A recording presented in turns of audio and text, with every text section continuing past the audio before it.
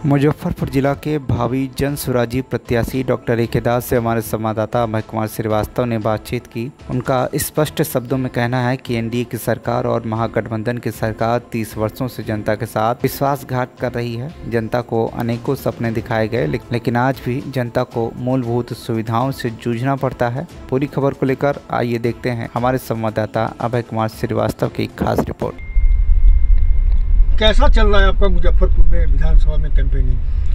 अच्छा चल रहा है, बढ़िया चल रहा है। लोगों को रिस्पांस मिल रहा है? लोग बहुत खुश हैं और प्रोत्साहन दे रहे हैं कि डॉक्टर साहब इलेक्शन में आ रहे हैं। लोग खुश हैं और बहुत जगह तो ऐसा कई एक जगह भावनात्मक सिचुएशन हो जाता है जहां लोग गले लगते हैं, स्वागत करते हैं। तो अच्छा मौका है। एक डॉक्टर होने के नाते अगर आप राजनीति में आते हैं तो समाज को बहुत नज़दीक से देखने का मिलता है और समाज के भीतर आपका सम्मान जो है वो देखकर अच्छा लगता है, बहुत अच्छा लगता है कि हाँ, हमने कुछ समाज के लिए कुछ तो किया है, तभी तो इतना आदर, इतना सम्मान मिलता है। पहली बार आपने राजनीति में कदम रखा है, आप यहीं के रहने वाले हैं जी। तो ये 25 से 30 वर्षों में की जो राजनीतिक हुई है, तो आप जनता से मिल रहे हैं, तो मुख्य रूप से क्या निकल के आया है जनता की समस्या? देखिए, दो तीन तरह की बातें हैं। पहली बात तो यही है कि आम जनता जो है वो बिल्कुल परेशान है कि 20 वर्ष हमने एक सरकार को देखी, फिर 15 वर्ष दूसरी सरकार को देखी, फिर वही दो लोग फिर सामने आ रहे हैं। तो लोग परेशान हैं कि भाई 35 वर्षों में अदला बदली सिर्फ हो रहा है।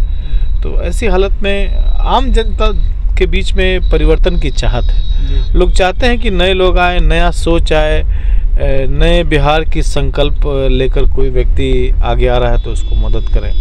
तो हर कोई परिवर्तन चाह रहा है, हर कोई चेंज चाह रहा है। और जो समस्याएं आज भी मुजफ्फरपुर जैसे औद्योगिक राजधानी नॉर्थ बिहार का कहा जाता है मुजफ्फरपुर, तो आज भी लोग यहाँ के विकास से, यहाँ की जल जमाव से, यहाँ के कुव्यवस्था और अव्यवस्था से परेशान है। आम जनजीवन जो है अस्त व्यस्त के हालात में जी रहा है और चूँकि अब वैश्विक बाजार है, अब चाहे अच्छा परिवार का हो, चाहे वो गरीब गुरबा हो, हर व्यक्ति किसी न किसी कारण से आज बाहर की दुनिया देख रहा है। तो अब कोई कुएं का मेढक नहीं है।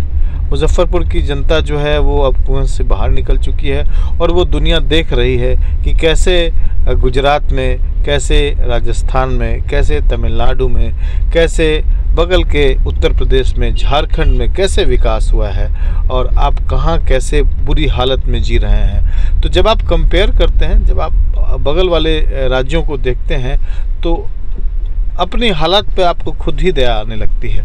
तो लोग इस विकास के धीमी रफ्तार को देखकर दुखी रहते हैं। एक और चीज़ जो सामने निकल कर आ रही है वो है कि मुजफ्फरपुर की आवाज़ शायद विधानसभा में और संसद में गुम सी हो गई है।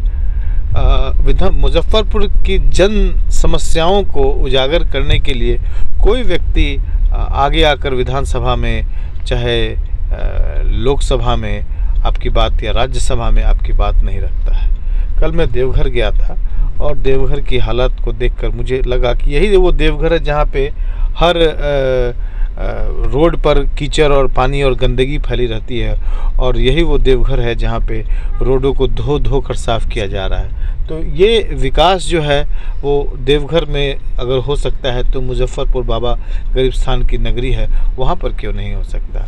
तो ये सिर्फ मैं ही नहीं देख रहा हूँ, मुजफ्फरपुर की आम लोग भी देख रहे हैं। इसलिए हम समझते हैं कि हर कोई आवाज़ ढूंढ रहा है। मुजफ्फरपुर की जनता सम्मान ढूंढ रही है, मुजफ्फरपुर की जनता समस्याओं से निजात पाना चाह रही है, मुजफ्फरपुर की जनता मुजफ्फरपुर को दोबारा गौरवमयी मुजफ्फरपुर के रूप में देखना चाह रही है। तो समस्याएं काफ़ी हैं, इच्छाएं अनंत हैं, परंतु बहुत सारी इच्छाओं की जो रोज़ रोज़ हत्या हो रही है उससे लोग निजात पाना चाह रहे हैं। मुजफ्फरपुर विधानसभा में जाति कितना फैक्टर रखेगा इस बार के चुनाव में? मेरे समझ से जाति कभी भी कोई राजनीतिक इलेक्शन में कभी फैक्टर होता ही नहीं।